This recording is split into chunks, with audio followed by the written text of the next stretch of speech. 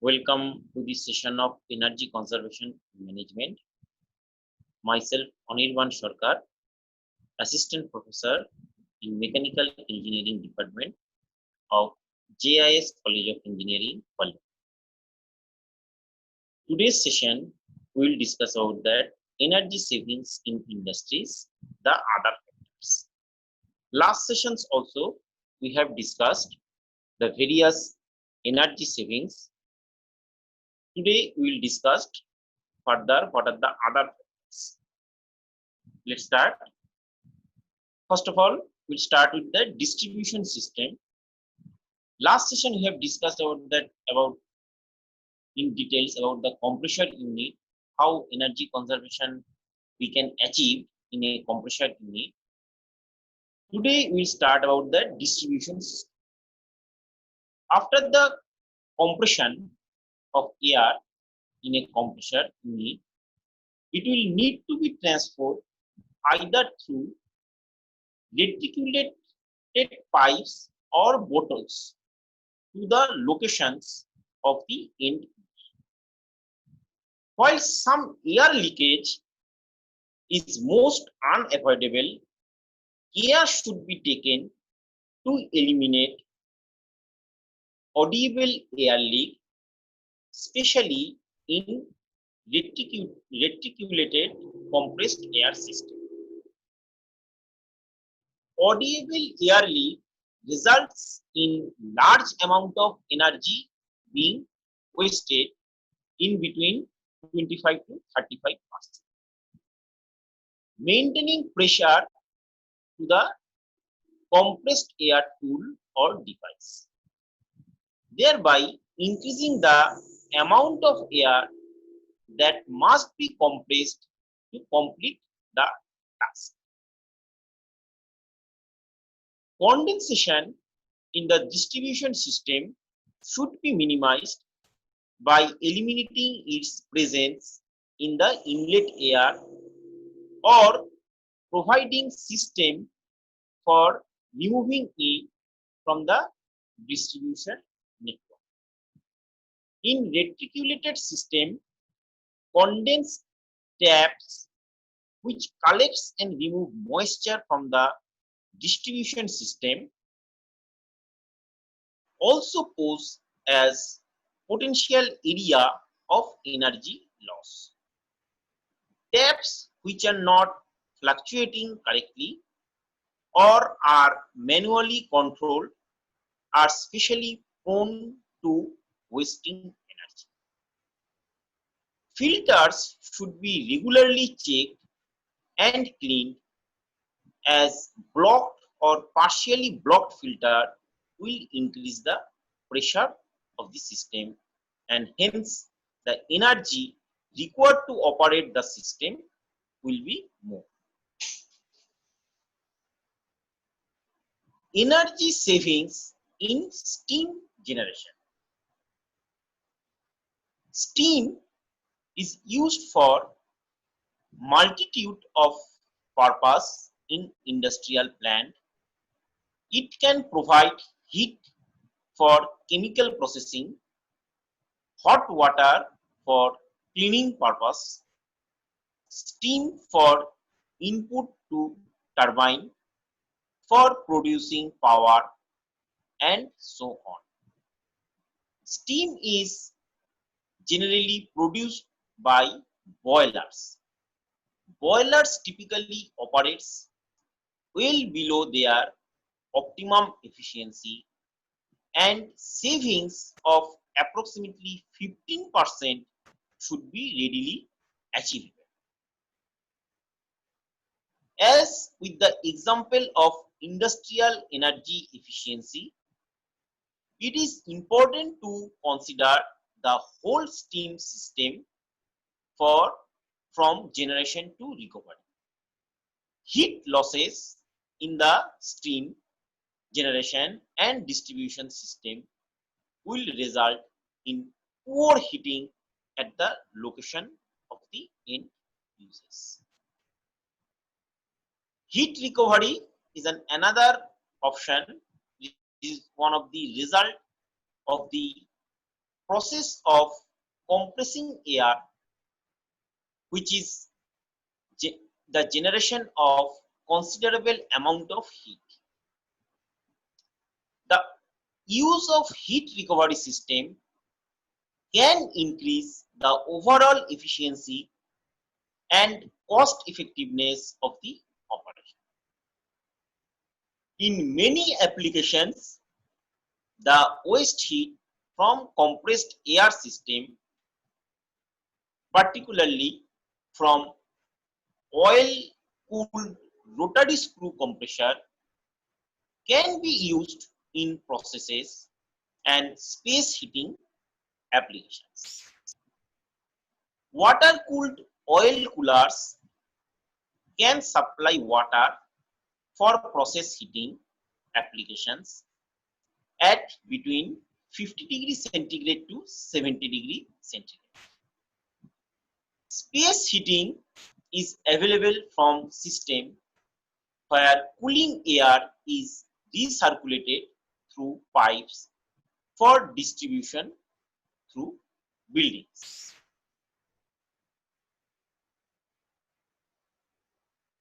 Boilers, energy savings in the generation side of steam use are usually the result of efficiency improvements in the operation of the boiler. In maximizing the efficiency of boiler, two key principles need to be addressed. First, the level of excess air. The excess air needed to ensure good conversion of the fuel in the boiler. And secondly, the temperature of the flue gases needed to be kept as low as possible.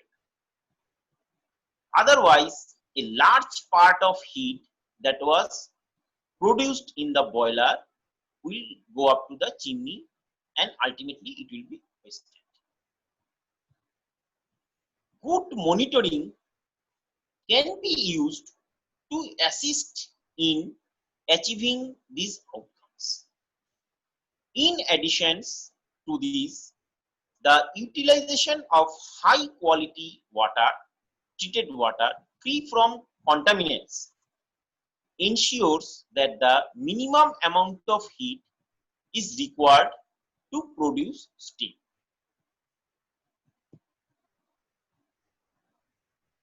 In boiler plants, there are typically four areas of potential savings. First is monitoring equipment, which comes under long-term strategies or short-term strategies. Load management comes under short-term strategies. Condensate return, it will come under either long-term or short-term strategies. And fuel selection, which comes under the short-term strategies. Monitoring equipment. Boilers are a potential source of energy since they have frequently inadequately monitored even at the simplest level, resulting in efficiency losses, and hence simple but regular analysis of flue gas, including chemical analysis of gas and its temperature, will help to determine if the boiler is operating efficiently or not. Care should be taken to ensure that the tests are conducted with load levels of at least 65 to 70% and that the load and gas pressure are constant. Once this level of analysis is well established, additional monitoring equipment which can determine the gross thermal efficiency of the boiler may be required. Next is load management. As with electric motor and air compressor, boiler do not run efficiently when they are operating less than their recommended operating pressure. Significant cost savings can result where load management strategies such as only operating the number of boiler to produce the required number of gas or steam, and advance warning of changes in gas and steam loads are given to boiler plant staff are need to be implemented. Condensate return. There will be always some efficiency losses in process heating due to boiler as a result of condensate. Boiler and recirculation systems which are fitted with condensate return systems are far more efficient than those where the condensate enters a wet stream. The efficiency gains are larger the results of chemical profile of the steam condensate, which is typically hot and free of oxygen. This liquid requires less energy to convert the already heated and deoxidized liquid to gas, especially steam. Fuel selection. There are 7 common types of fuel available for boilers: coal, natural gas, liquefied petroleum gas, that is LPG, furnace oil, diesel, electricity, wood or wood waste, that is biomass. In many parts of the world, coal is used as a boiler fuel and it is usually the cheapest industrial fuel sources. However, many countries are looking forward natural gas and biomass as alternative due to increasing cost of traditional fossil fuel. Diesel, coal and electricity as well as regulatory changes. When selected or reviewing the fuel selection for the boiler, careful consideration should be given to ensure that the full cost of the fuel, including transportation cost, is considered. For example, a boiler is in a pulp and paper mill may be more cost effective if it utilizes the wood waste from the pulp process than coal or natural gas, despite a supply of both nearby. Cogeneration, the simultaneous production of heat and power, is also a potential area of energy savings, though the on-site generation of heat, steam and electricity. Next is energy savings in steam distribution system. As with compressed air system, the distribution of steam throughout an industrial facility is a potential area of energy loss and hence increased operating cost. Steam taps are used in steam distribution system to remove condensate as it forms. They often have the dual function of removing any entrapped air in the system. The presence of air and condensate in steam system reduces the effectiveness of heat transfer in this system as they tend to form insulating layer on heat transfer surface. This means that temperature have to be highly in order to achieve the same rate of heat transfer. Also, the presence of air reduces the overall temperature of the system, which is governed by the presence of this steam.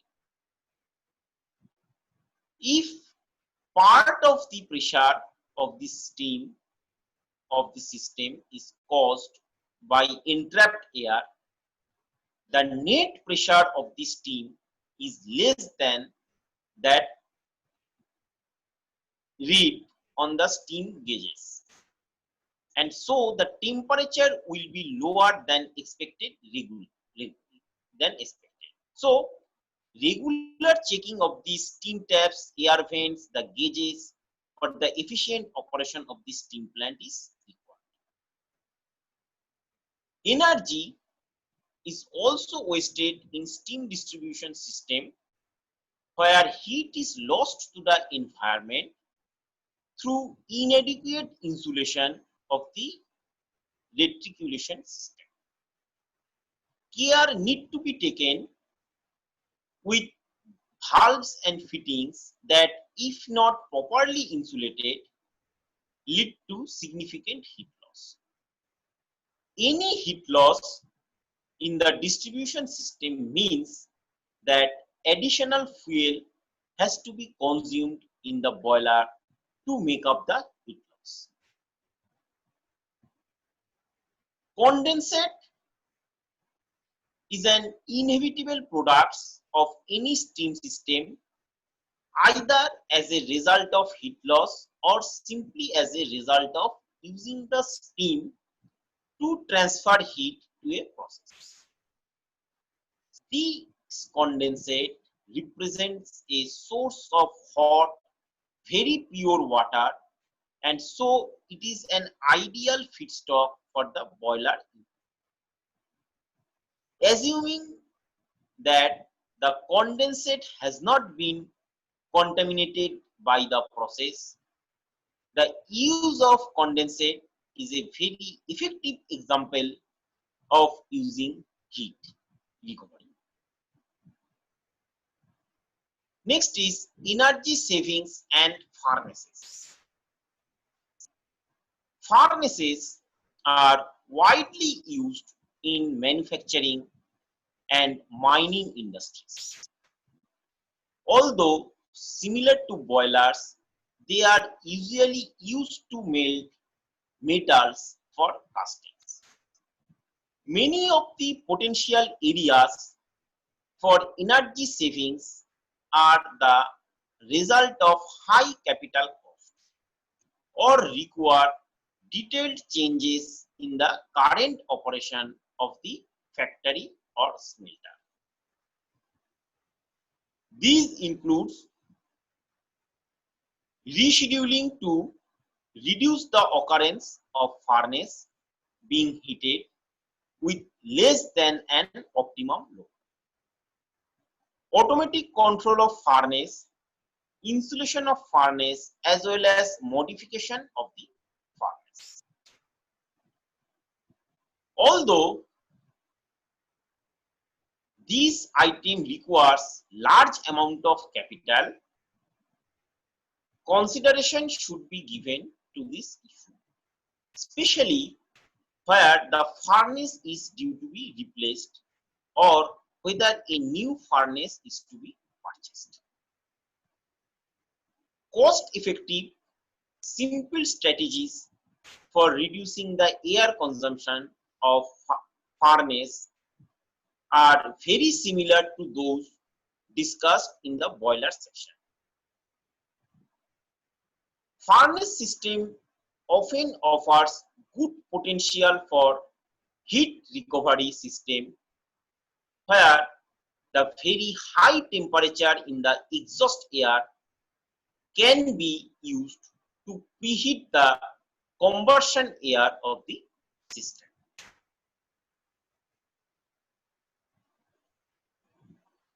Energy savings through heat recovery. In many processes, considerable amount of waste heat are produced. Examples includes the exhaust stack of engines, boiler or furnaces. Condensate in the steam system and the waste steam from washing, heating application as well as compressed air system. Heat recovery also involves, in this case, to use this waste heat stream to provide useful heat for another part of the plant. Heat exchangers are used to extract heat from the waste stream and transfer it to the second fluid flow. In many instances, the waste heat from one part of the process can be used to preheat a fluid for use in the same processes. For example, hot air in the exhaust of a furnace can be used to preheat the combustion air used in the same furnace. Waste heat is usually best identified as part of an overall entire audit of the industrial processes or facilities. Audit should identify the fluid type, that is liquid or gas, the amount of fluid generated, either a volume or flow rate, temperature of the fluid, the time of production, and the location of heat using processes. From this information, the monetary value of the waste heat can also be determined. Once the size and location of waste heat product is known, a detailed analysis of the energy saving potential as well as the process of selecting an appropriate heat exchangers can be undertaken. Heat exchangers are devices which recover the waste heat from one process for use of another process. These are the variety of heat exchangers available on the market, suitable for both batch and continuous heat operations. Recapitator type heat exchangers are able to work in continuous feed processes as the heat recovery from the fluid is needed. The generation type of heat exchangers, heat recovery is delayed due to storage period required for the release of heat from the fluid, and thus are best suited to batch processes. Careful consideration must also be given to the physical and mechanical performance of the proposed heat exchanger prior to purchase. Next is energy savings through cogeneration. Cogeneration is best explained by its alternate name of combined heat and power, that is CHP cycle. As it suggests, useful process heat is generated simultaneously with power. Usually, electric energy is produced through the combustion of fuel. Generating heat as a byproduct. Excess heat is recovered and used for process heat appliance, including steam. Apart from this, increasing the energy efficiency, CHP has added advantages of increased reliability of supply of industry, especially where electricity supply is irregular or unreliable. Fuel substitution proves ideas greater flexibility for CHP, where cheaper or renewable fuels are available to replace conventional. Cogeneration has been extensively used throughout the world in industry and non-industrial applications such as district heating. However, regulated electricity industries pose significant industrial barriers for cogeneration projects. Next is awareness raising and education. Awareness raising and education of the need and potential of energy savings is an important to the industrial sector as it is to the domestic and commercial sector. Potential activities for encouraging energy savings are discussed at earlier. Operation behavior can have a significant effect on the effectiveness of energy measures in industrial plant. Simply turning off equipment when it is not being used can prove or provide an easy way of saving both energy and money. Education program can provide considerable potential for energy saving. Regulatory measures. There are several regulatory measures that can produce energy savings in the industrial sector. These include minimum energy performance standards. Some countries have introduced regulation required office equipment to meet minimum standard of energy efficiency. Next, deregulation of the electricity industry to encourage the development of cogeneration.